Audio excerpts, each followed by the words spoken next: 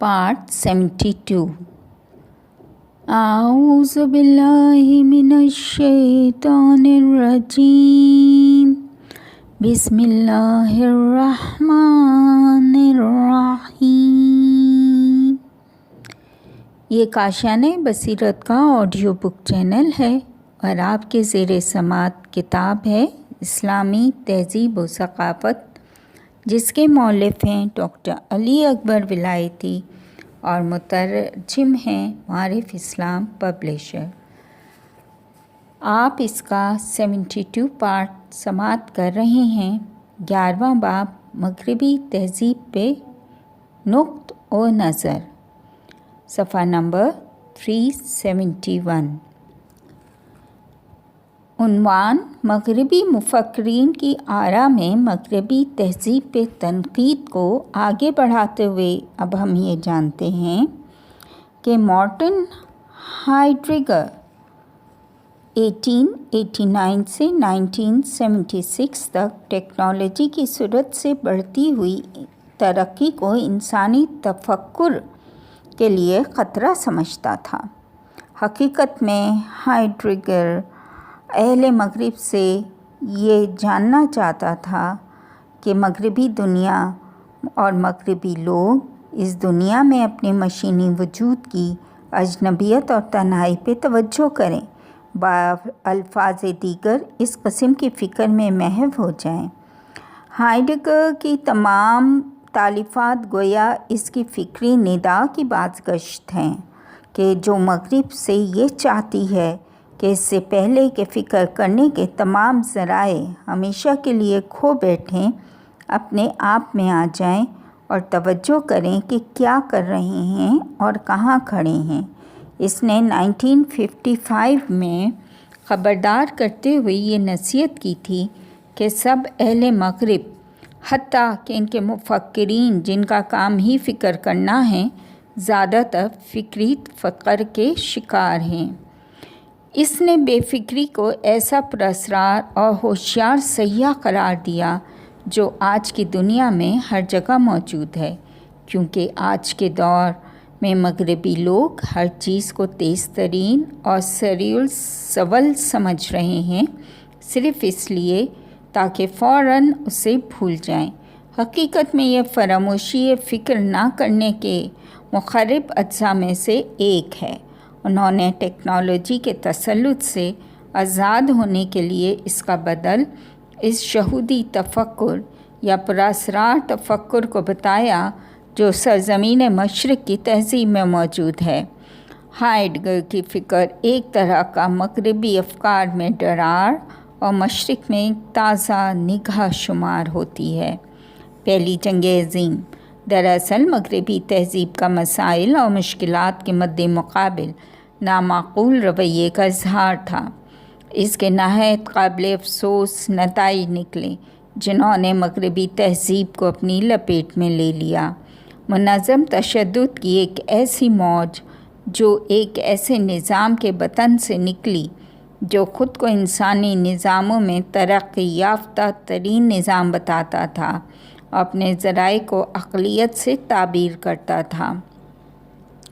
Vladimir Lenin 1870 से 1964 ने अगरचे ये सही की कि मगरिबी सरमायादारी की जगह इंसानियत के मुताबिक कोई तसव्वुर पेश करे, लेकिन बाद में इसके अहदाफ भी मज़दूर तबके की खौफनाक आमरीत की शक्ल में सामने आए।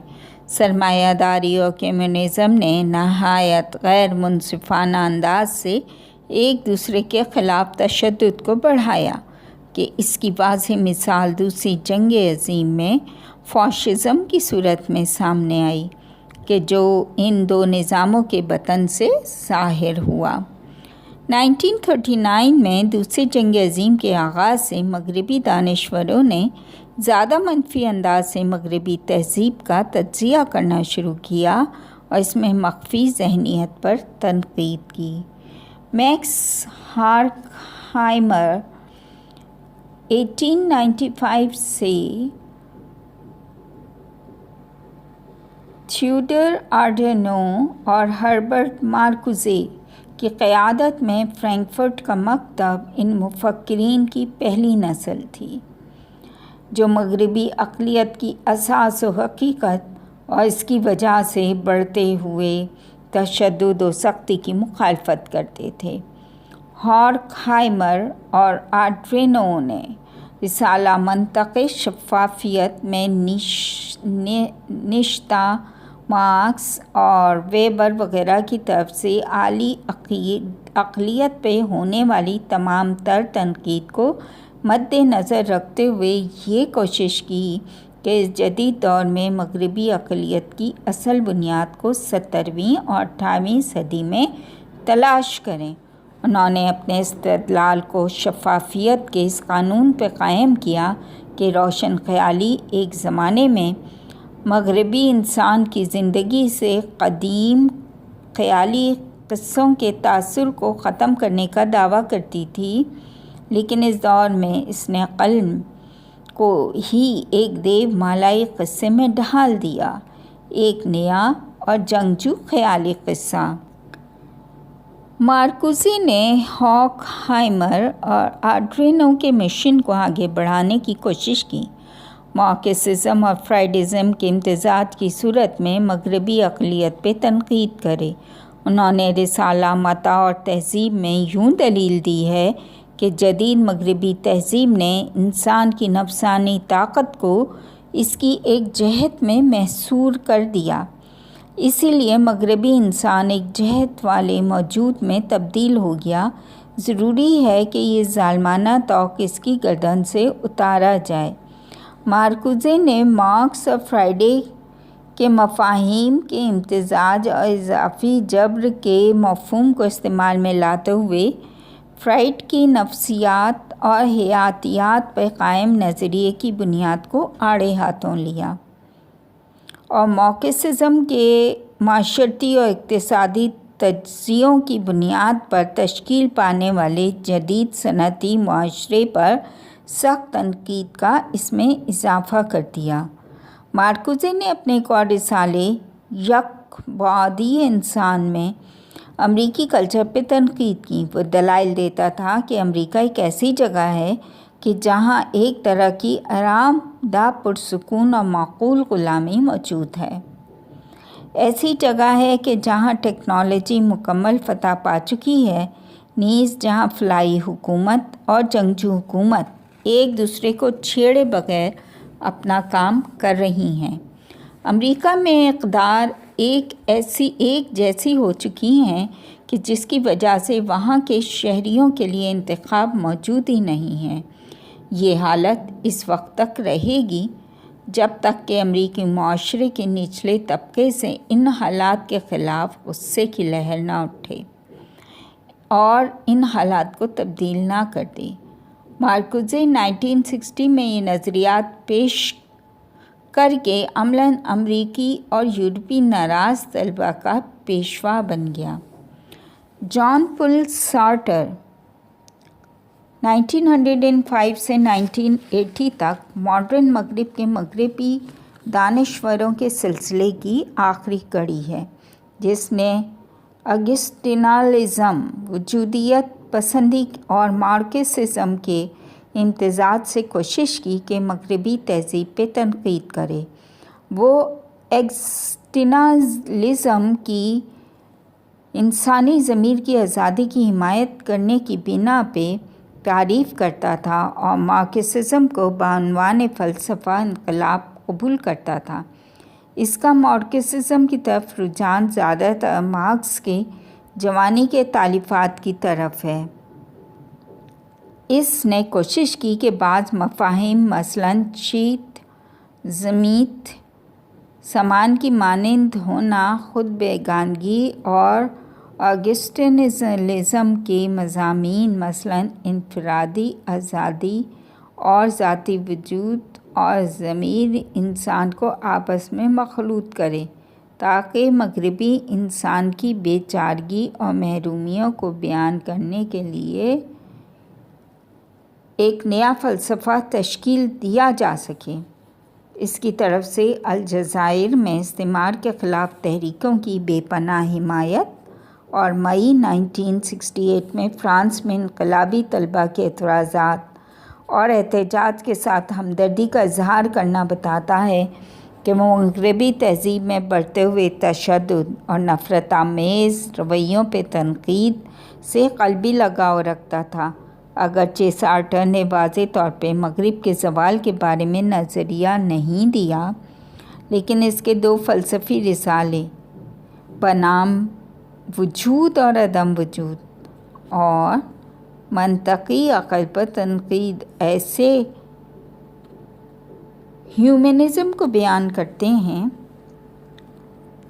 کہ جو سرمایہ داری نظام اور قیود سے انفرادی آزادی کی بنیاد پر تشکیل پایا ہے۔ یہ خصوصیات اس کی داستانوں اور ڈراموں میں بھی ملاحظہ کی جا سکتی ہیں۔ سارٹر کے انفرادی اور آزادی کے نظریے نے دوسری جنگ عظیم کے بعد 1950 کے عشرے کے آغاز میں جوانوں کی ایک مکمل نسل کو اپنا فریفتہ کیے رکھا ہے۔ نظریہ پوسٹ ماڈرنزم دراصل کمیونزم اور سرمایہ داری کے نظریاتی تصورات کے خلاف رد عمل تھا کہ جس میں 1960 کے عشرے کے آخر میں یورپ اور امریکہ کے طلباء کی شورش کی وجہ سے جوش و خروش پیدا ہوا۔ پوسٹ ماڈرنسٹ ایک طرف کمیونزم کے اس عنوان سے کہ وہ دنیا کی نجات کی واحد راہ ہے کی مخالفت کر رہے تھے، اور دوسری طرف مصرفانہ کلچر، کنزیومرزم، بے پناہ پیداوار، میس پروڈکشن نظریات میں یکسانیت اور مغربی سرمایہ داری کی توسیع پسندانہ ذہنیت کو قبول کر رہے تھے۔ وہ پوسٹ ماڈرنسٹ دونوں نظریات کمیونزم اور سرمایہ داری کے اختلافات کا آمیزہ اور مرکب تھے۔ دوسری طرف دونوں ہی نظریات کی بڑائی کو مسترد کرتے تھے۔ ان کا عقیدہ تھا کہ بڑے نظریات انسانوں کی ذاتی اور اجتماعی زندگی پہ نظارات کی بنا پہ ایک طرح کے اپنے اقتدار اور تسلط کا اظہار کرتے ہیں۔ مشیل فوکو، ژیل ڈیلاس اور جان فرانسسکو لیوٹار نے فلسفے اور تحلیل نفسی کی آمیزش کے بعد اس میکانزم پر سخت تنقید کی جو مغربی تہذیب انسان کو محدود اور مقید کرنے کے لیے استعمال کرتی ہے۔ فوکو نے جنون اور جنسیت کے تاریخی تجزیے کی راہ سے نچلے طبقوں پر مغربی تشدد پسندی کا باریک بیانانہ نقشہ کھینچا ہے۔ ڈیلاس شیزوفرینیا کا مفہوم تحلیل نفسی سے مستعار لیتے ہوئے اس کا سرمایہ دارانہ تہذیب کے ایک حصے کے طور پہ جائزہ لیتا رہا ہے۔ لیوٹار نے بڑے نظریات کو مسترد کرتے ہوئے کوشش کی کہ بنیاد پرستانہ پالیسیوں کو اپنائے اور بجائے وسعت اور ہمہ پر زور دینے کے علاقائی ہونے اور محدودیت پر اکتفا کرے تاکہ بہتر نتیجہ اخذ کر سکے۔ یہاں تک ہم نے آپ کو صفحہ نمبر 375 تک گوش گزار کیا ہے۔